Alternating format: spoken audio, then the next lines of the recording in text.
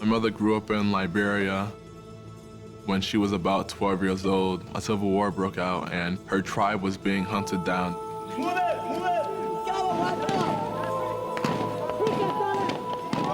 They would come in the middle of the night and they would light the houses on fire. Once you wake up, you would flee out the front door, and that's where a bunch of rebel soldiers would be with automatic rifles, and they would just kill everybody that would come out of the house. Everyone was screaming, everyone was running around. She noticed that they torched her father's house. She couldn't even go see if he was right because you had to leave or you would have been dead. She never saw her father again. After my father get killed, like, I keep dreaming about him over and over and over.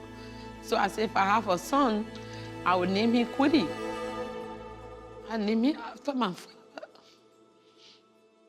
The name Kwity means civilization. There was a period of time in Liberia where people from the countryside would give their kids to the people of the city. They would go into civilization, get educated, and they would come back to the countryside and uplift the people. I hold that name with great honor because I'm gonna become something one day and I'll be able to go back to my family, I'll go back to my countryside and uplift my people.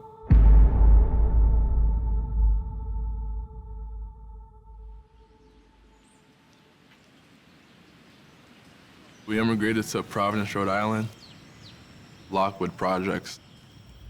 The environment's not the best to raise children. You know, we had gangs, people were shooting. Don't get me wrong, it was better than Africa, but it was tough, man. It was on welfare. We didn't have no money. I was not educated, so I, couldn't read and write. I had to get the boys to school, go to school myself. There was a lot of sacrifice, a lot of hard work.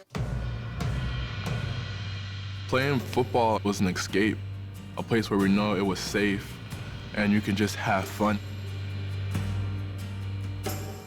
As he getting older, he started having more interest. He got to know this NFL player they call Will Blackman. He was the only person that had made it out of Rhode Island in our generation to go play pro football. We started talking and he was just like, keep working at your craft and one day like you'll be able to take care of your family. And that's what influenced me to go to Hendricken because he went there. Hendricken is one of the top Catholic schools in the Northeast. It was a difficult decision for my family because we couldn't afford Bishop Hendricken. The school tuition was like $10,000. I'm making $14 an hour. I got rent to pay. I got other kids.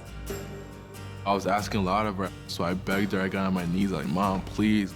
He said, Mommy, I promise you, if I go over there, I will try my best. They said once you go over there, you get a good grade, you do good, you will get scholarship. 12 years old, I said, Mom, if you send me to the Hendricken, I'll go to college for free. I promised her a scholarship.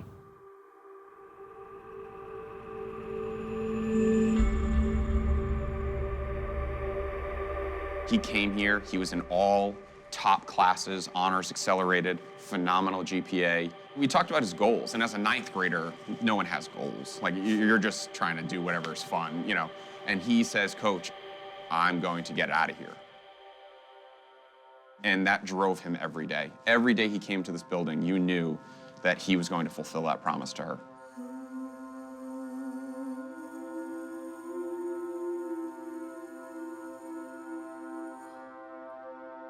Freshman year, I saw a kid sitting in our end zone watching the end of practice. My father came up to me and said, after practice, go and say hi to this kid. This is the kid Kwity Paye, who's a freshman and is supposed to be a pretty good football player. And you could see it in his face that not only did he take it serious more than the other kids, but to actually put him there in that end zone and kind of looking at the varsity and looking up to what could become the next few years, you could tell there was a little something different with him.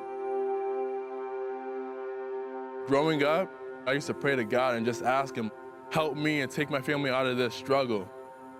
And then I started to realize that nobody's gonna save you. So my prayers quickly changed from that to God just watch over me and I'm gonna go get it. I'm gonna be that dog. And you guys are gonna have that mentality growing up because we live in a dog-eat-dog world where nothing's given to you. Everything that you want, you have to go take it.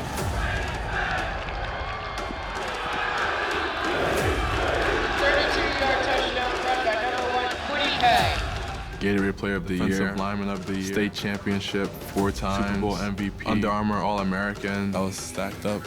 One of the coaches on staff at Michigan said, Coach Harbaugh would like to talk to you.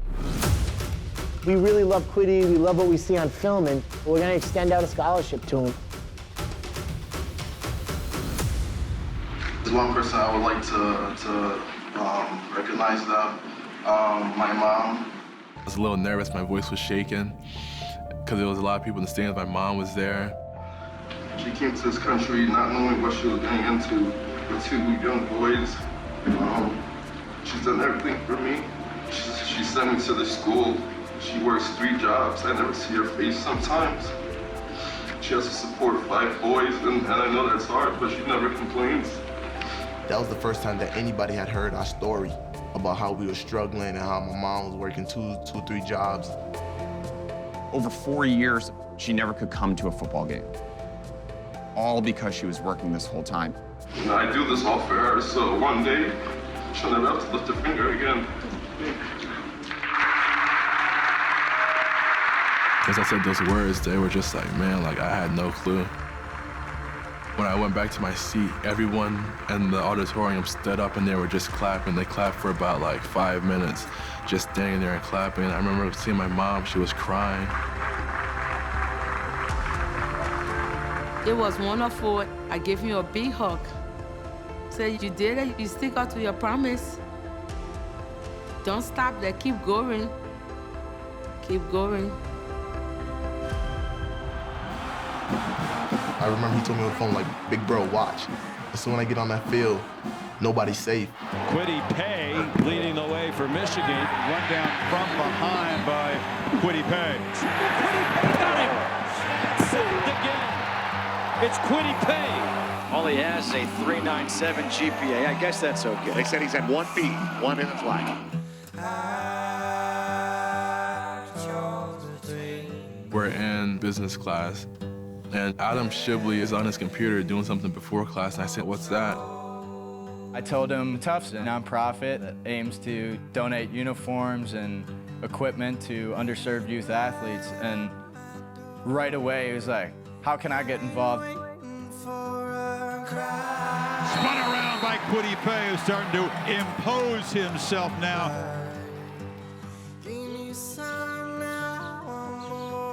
It's good, my boy. It's good, bro. Yeah. How's life, bro? It's good right now. Wrestling. Yes, sir.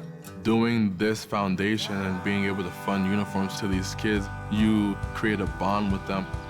You don't want to look down the line and be like, oh man, I wish I would have worked harder in this, or I wish I would have took care of that class. You want to do it all now.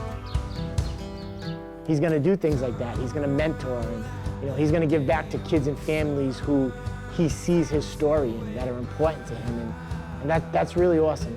Never lose focus of what your goal was. My goal was to take care of my mom. That was my why, and that kind of just made me work to be who I am today. I want her to wake up in the middle of the day and not have a worry in the world.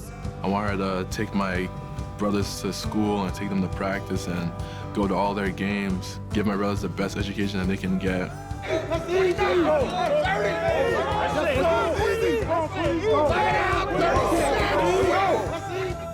Everything that everyone has sacrificed for in his family is coming to this phenomenal moment. He said, Mommy, I'm gonna cry. I said, I'm not gonna cry. I'm gonna dance. I'm gonna be so happy. It's kind of like the African culture where it comes full circle. I think my grandfather, who I'm named after, will be very proud of the man I've become. For me to be able to become something and go back and help my community, I feel like he'd be very proud of that.